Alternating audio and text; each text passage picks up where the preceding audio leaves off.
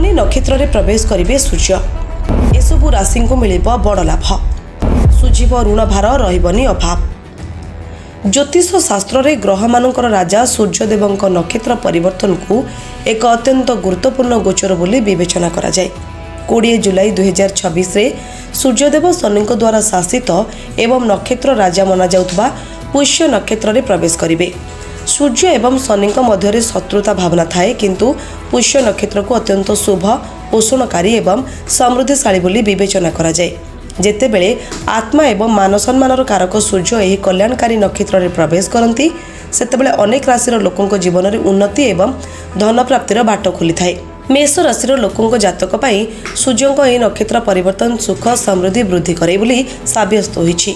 चाकरी करथिबा व्यक्ति माननकु कार्यक्षेत्र में गुरुत्वपूर्ण दायित्व किंबा नुआ प्रोजेक्ट मिल पारे। व्यवसायिक पाई एही समय गुरुत्वपूर्ण रहिबो। जमी कोठा किंबा जानवाहन क्रय करिवार सुजोग आसिबो। आपणक पितामाता ठारू समर्थन मिलिबार संभावना रही।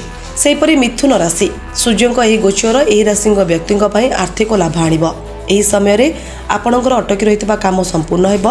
पैतृक संपत्ति हठात लाभ मिल पारे। यही समय निवेश पाई भल रहिबो, जहा द्वारा भविष्य में भल लाभ प्रदान करिबो। सूर्यदेव सिंह राशिर शासक ग्रह होइतिबारु एहार नक्षत्र परिवर्तन आपणक आत्मविश्वास एवं शक्ति को यथेष्ट वृद्धि करिबो। समाज एवं कार्यक्षेत्र में आपणकर प्रतिष्ठा वृद्धि हेबो। सरकारी क्षेत्र किंबा उच्च पदस्थ व्यक्ति ठारू सीधा सड़क लाभ पाइबे। दीर्घ दिन धरी लगी रहितबा स्वास्थ्य समस्या मुक्ति मिलिबो। सेहीपरि बिच्छा राशि पर यह खूब भाग्यशाली हेबो। अटकी रहितबा काम पूरा हेबो। छात्र माने शिक्षा क्षेत्र में सफलता पाइबे। व्यवसाय किंबा धार्मिक यात्रार संभावना रही। सूर्य देवता शनि नक्षत्र में जाउथिबारु कर्कट, मकर एवं कुंभ राशिर व्यक्ति माने एही समय निज कर्मक्षेत्र में वरिष्ठ अधिकारी सह जुक्तितर्क करंतु नहीं। गाड़ी चलाइबा समय टिके सतर्क रहिबा उचित।